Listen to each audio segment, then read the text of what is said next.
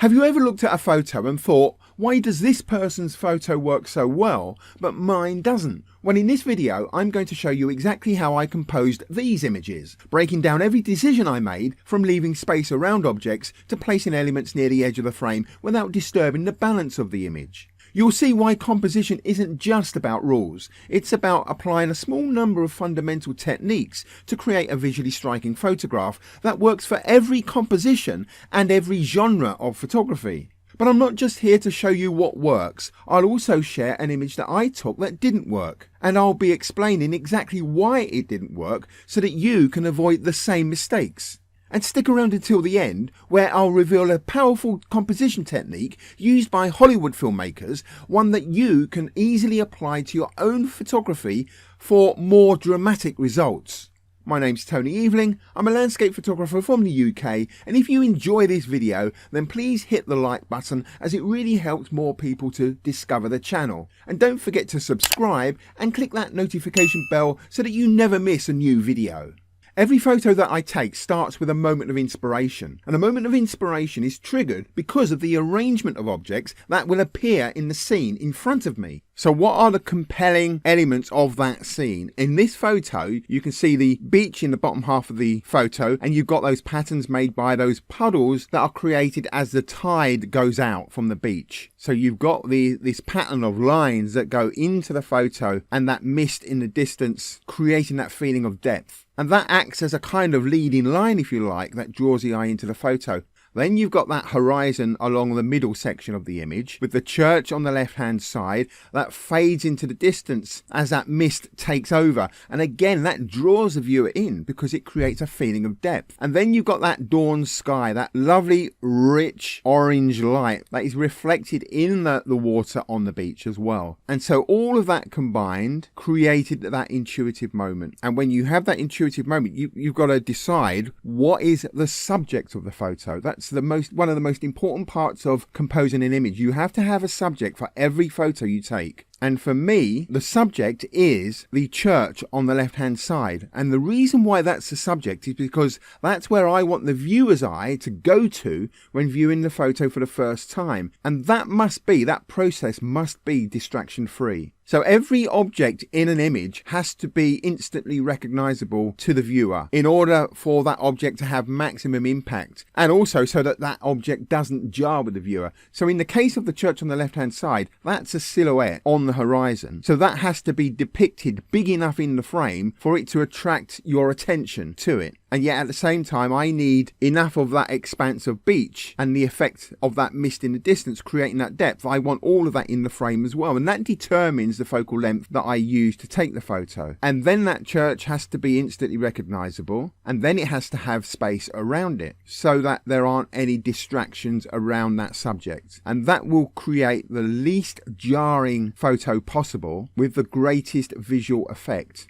So then I placed it as close to the edge of the frame as I could, whilst leaving an appropriate amount of space between the edge of the frame and the left-hand edge of that church. So I've got this edge here that helps to push the eye into the image rather than drag the eye out of the image, which may happen if I had that church too close to the edge of the frame. And then I've put the horizon roughly in the center of the frame there. And the reason why I've done that is because I wanted that sky in the frame, but I didn't want too much of that area at the bottom, which is very dark and featureless. So I've got enough of that in the bottom there that helps to nudge the eye into the photo onto that initial sort of layer, if you like, of wet sand that's reflecting the sky, and then you get drawn into the image. If I had too much of that blank area at the bottom, it would be completely distracting and would draw the attention away from that horizon line. So everything in photography is going to be a little bit of a compromise. So I had to have the horizon roughly in the center of the frame there in order to achieve the visual effects that I wanted for the image, which was based on the initial moment of inspiration. And you must always be guided by your moment of inspiration. So if we just superimpose the rule of thirds grid onto that, you can see that I didn't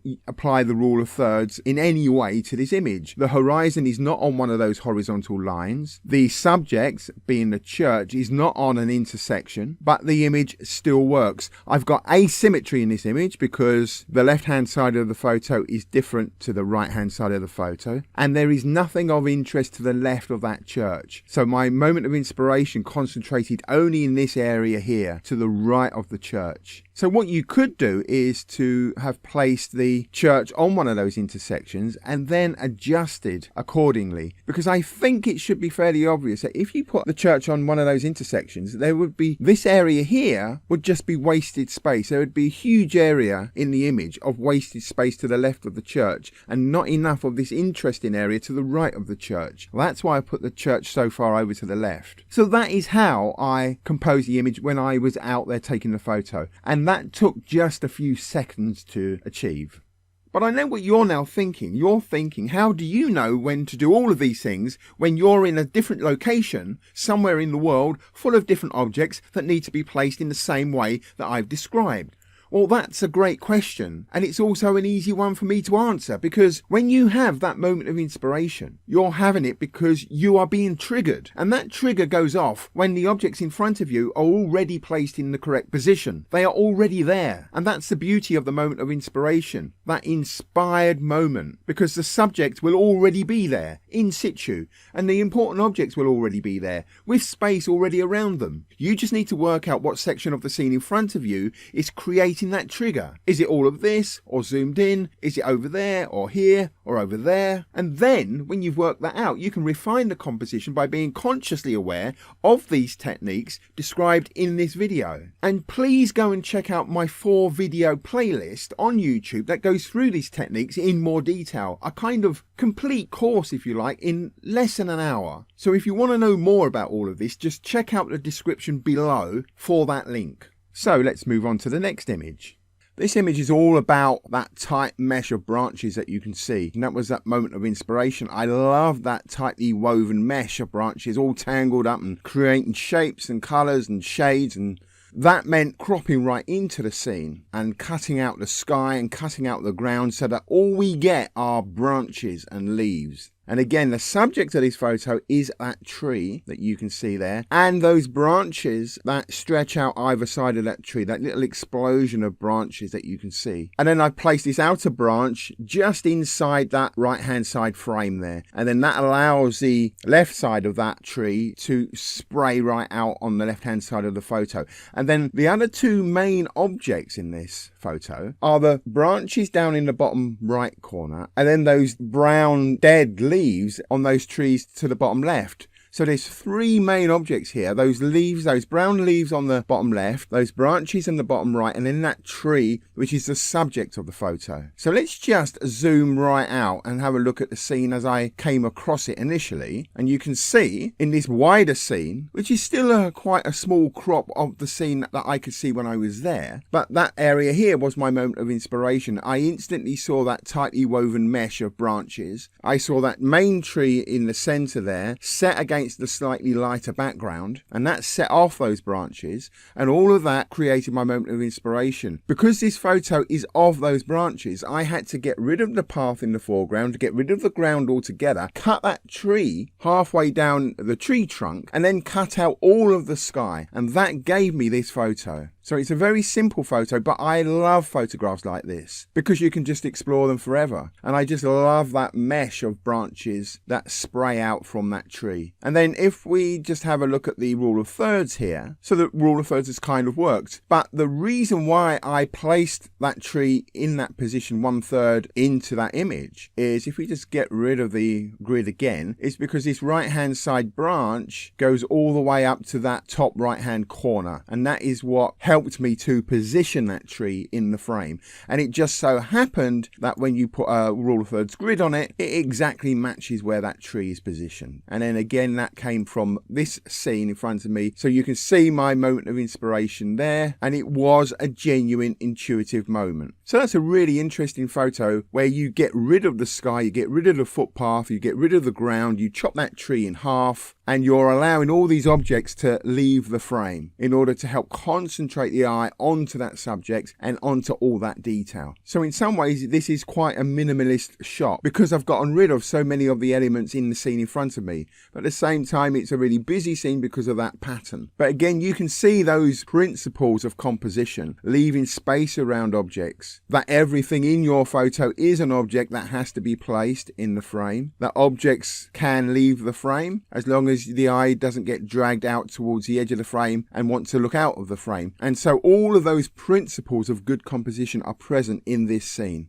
So moving on to this image, and this image is a panoramic, and it was taken by stitching multiple images together. So this is kind of a native composition, if you like. It's not a conventional photograph that's been cropped down. So again, it was motivated by a moment of inspiration, and I saw that elongated, stretched out panorama, and that's why I took about 5 or 6 photographs, and then I stitched them together in Lightroom to create this panoramic, this kind of native panoramic, if you like. So again, what is the subject of the image? And for me, the photographer, the subject of the image is it's the lighthouse that perched on top of the cliff top in the distance there. So that becomes the most important object. So the eye must be led straight to that object upon viewing the image for the first time. And I think I've been successful in that. So I loved all these details. And remember, all these details here, this little incursion here, this hillside into this landscape, that little incursion there becomes an object in its own right.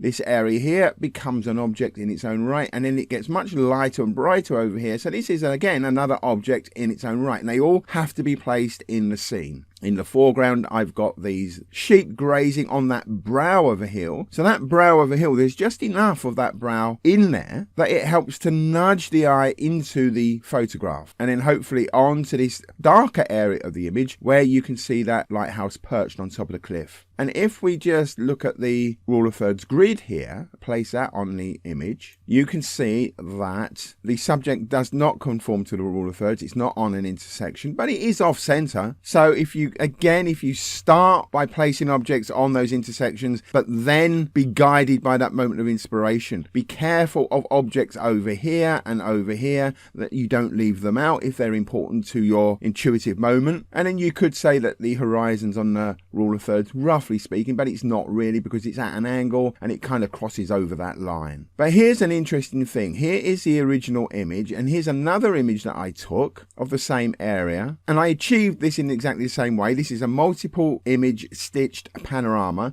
but I've kind of got a slightly more wide angle view of the scene. So this area here is now much further into the frame, whereas in the one that I like the best, it's further over to the right. So I've got a big expanse of empty land here, which isn't really doing very much, and the area of interest in the center of the frame, so below the sky and above that brow of a hill, that is contained in a more narrow area within the frame itself. So if I come back to the original, that area is represented bigger in the frame. If I come back to this one again, this brow of the hill thing, which I used in the original to nudge the eye into the photo, there's just too much of it here. So there's this big empty kind of area of not very pleasing negative space, if you like. That's where negative space doesn't work. But if I do put the rule of thirds grid on that image, you can see that that brow of the hill kind of follows the rule of thirds. But it hasn't worked in this case. There's too much of that blank area in the bottom of that photo. And the original, my preferred version,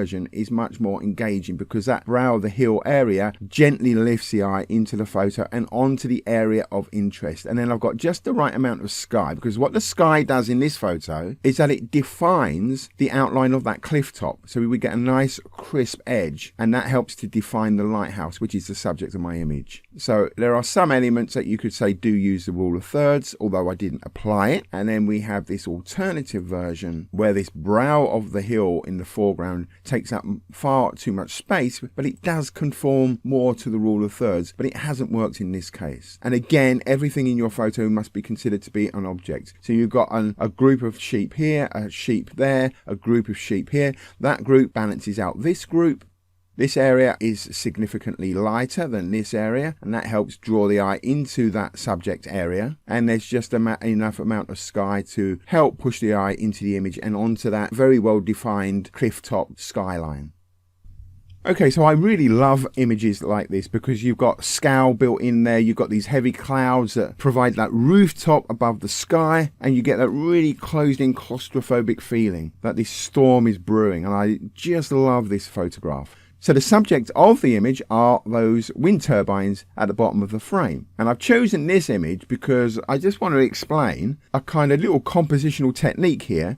And this is used in the film industry all the time. I use it all the time. And it's where you have this little platform at the bottom here. And it's where you kind of put the horizon here in this landscape. So you might say, well, you should put it on the rule of thirds line because that's where it will have the most visual impact. But this photo, although the subject are the wind turbines, the photo is of the clouds, kind of. That was my moment of inspiration. But when I saw the wind turbines, that really clinched it for me because you got that sense of scale as well. But I really want to show off that sense of scale, and I really want to show off those clouds, and I really want to show off that three-dimensional effect that you get in those clouds with all that detail. And to do that, I used the ground as a platform for those wind turbines, upon which you can then rise up and experience those clouds. And I think that's really effective. So that requires that horizon to be as close to the bottom of the frame as possible, but without dragging the eye away from the wind turbines and that area of cloud just above the wind turbines. You don't want to drag the eye away and make the viewer want to know what's outside the frame. So you just need enough of that ground area in the frame to provide a platform upon which you can then bounce off of that and explore the image further. And that's a really important compositional technique, and you will see it in lots and lots of photos. You may not have noticed it yet, but now you know about it, you will see it all the time. And you get it in Hollywood movies all the time. It's a very common technique. And that's why I wanted to show you this image here. And again, it doesn't really use the rule of thirds. It does use symmetry. It's a symmetrical composition where the left-hand side of the frame is a mirror image of the right-hand side of the frame.